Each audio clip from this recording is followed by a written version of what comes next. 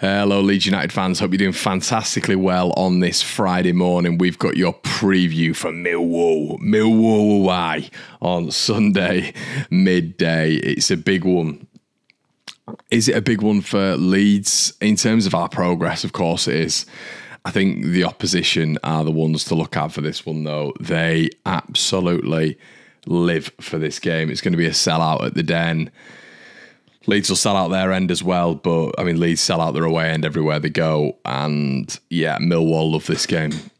We all know that. We all know Millwall absolutely adore this game. And it's one of those where at the Den, they've been pretty successful at Leeds, against Leeds, I should say. Team news for this one, it looks like for them, Sarkic, their keeper, is out.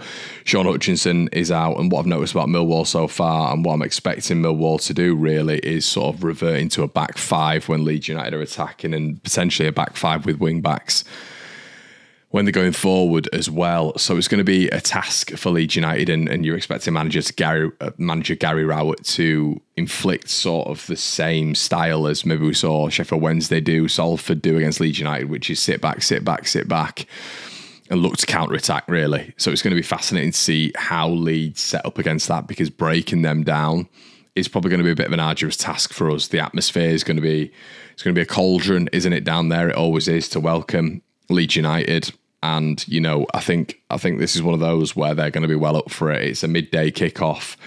But overall, Leeds have enough in their arsenal, in my opinion, to beat Millwall.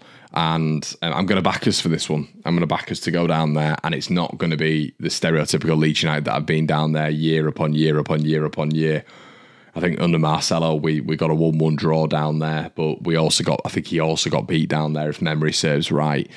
But this is the lineup that I would go with against Millwall. So I'd go with Melee net, or I should say, this is what I think Daniel Farke is going to go for. Melee net, Luke Ayling right back, Pascal Struijk obviously on that left-hand side, Joe Rodon on the right-hand side, Jamie Shackleton obviously against his former club at Millwall, and you're hoping that James is going to put in a really decent performance, obviously going back, maybe proving a few people wrong. I know Cresswell down there in the second half of the season was seen as the golden boy from Leeds United, whereas Jamie Shackleton didn't really get the headlines. Midfield, I'm actually going to go I believe he's going to go Kamara.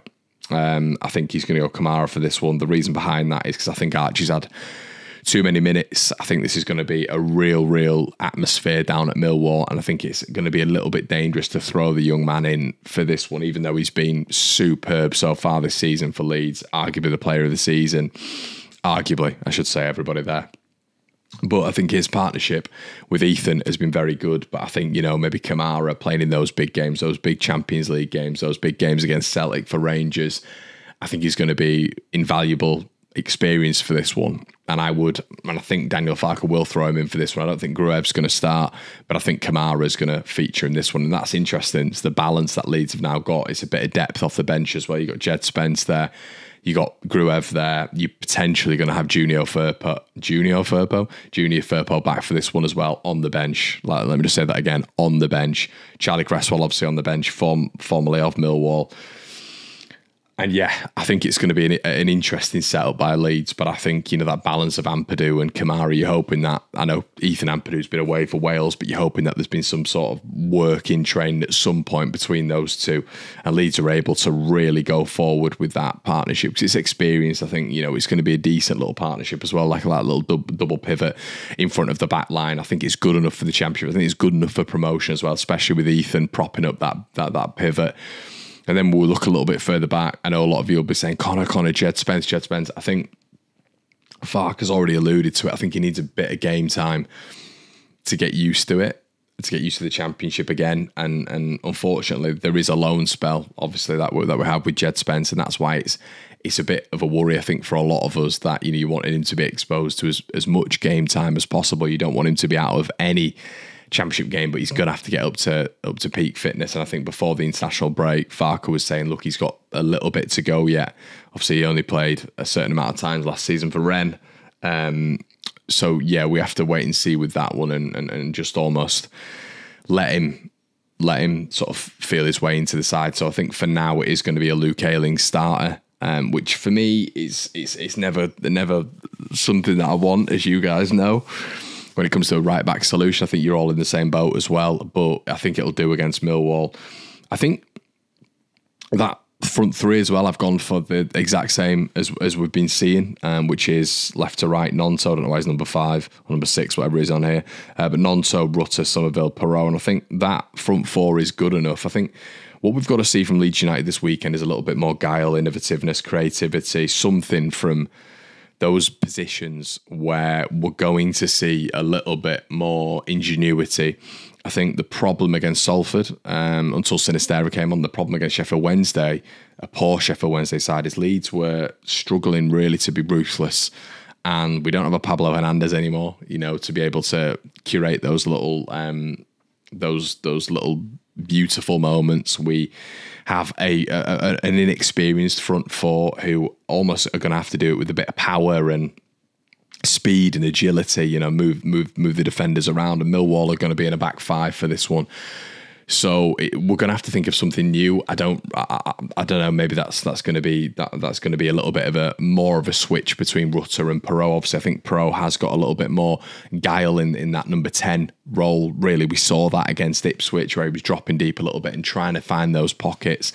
And I think that's what Leeds have got to rely on at the minute, unless they are pushing Archie Gray a little bit forward into that 8/10 role, which could work. But I'm just not 100% sure that Archie's ready for that, and we can't just be relying on him consistently. So, yeah, for me, for this one, you're going with Kamara and Padu, and I think you're going to have to go with a very, very similar front four to what we've seen before. And maybe when a Bamford is back, maybe you can, be a little bit unpredictable and stick him in a front 2 there. But I think that there's always going to be a problem with Leeds in that creative mould, really, because as we've seen, you have a Saïd, you'd have a Pablo Hernandez, you'd have someone who can just slot into that role and really start to see the movement from your winger and your striker and start to create those pathways for them. We don't have that, and that's why a lot of us are talking about Nonto in the 10, Somerville in the 10, but Nonto in the 10 is something that I'd be willing to look at. I just think he's so dangerous out wide that we'd be losing a lot, but at the same time, him in the number 10 I feel would be a really interesting proposition in terms of his explosiveness in that role.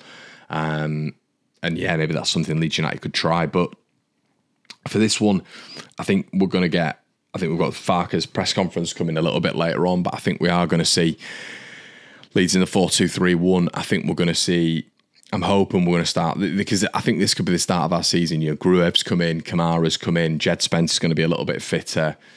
And I'm hoping for this one that we're going to see a bit of a, because at the start of the season, it's all been chaotic, hasn't it? It's been Leeds have had to settle down. The transfer window was nuts. People at the club have even said that, the start of the season has been crazy. The takeover's been, the saga's gone on and on and on. Players come in, players have gone out, as we know, on stupid loan clauses. It's been a lot at Leeds. There's been a hell of a lot going on. And I think right now we need a little bit of calm. And it'd be great to see Leeds start this fresh campaign leading up to Christmas with a win against the side in this division who've always really had our number down at the Den.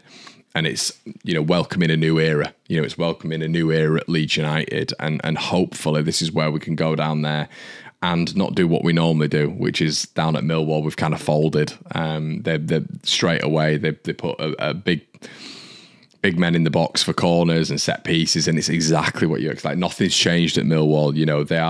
They've got better. They've brought better personnel in. They're able to, there's a little bit more individual quality. I like the signing this season that they brought in with Nesbitt, obviously from Scotland, seems to be working for them really nicely. And Leeds have got to control the narrative here, really, and we've got to put it on the front foot. I think there's going to be goals in this one. I really do. I think there's going to be goals, and I think either team are going to struggle to defend. I think Millwall are going to struggle to defend against our front line. Even though I've just said that there's going to be maybe a lack of guile and creativity, I'm hoping that their explosiveness and agility are going to pull that that Millwall back line out of position. Hopefully we're going to be a little bit more ruthless. Hopefully we're going to see a little bit more from Joel Perot. Hopefully we might see him in the 10 interchanging a little bit with Rutter, and see that ruthlessness that we saw against Ipswich Town as well. And if we're able to do that, then I do think we'll concede because I think Leeds at the back are Leeds at the back, and that just doesn't seem to be changing at the minute. The good thing was against Sheffield Wednesday, we got a clean sheet, albeit against the worst side in the division. We need to build on that, and if we can keep a clean sheet here and grab a couple of goals, that'd be great. But a promoted side, I think, a demoted side, I should say, and the expectancy to get promoted needs to be going down to Millwall and getting something. Would I take a point for this one? Probably, but I think when you're looking at, we us need to, we've had 3 draws already. The season needs to kickstart at some point, and I think it'd be a great ground to do it at. So I'm going to go with a Millwall 2, Leeds United 3. I think it's going to be a goal fest, and I think we're going to see Leeds get the win for this one. I think it'd be a great victory to do, to get. I think it's one of those games that you do look out for at the start of the season. I know I've mentioned it several times, been Millwall's cup final.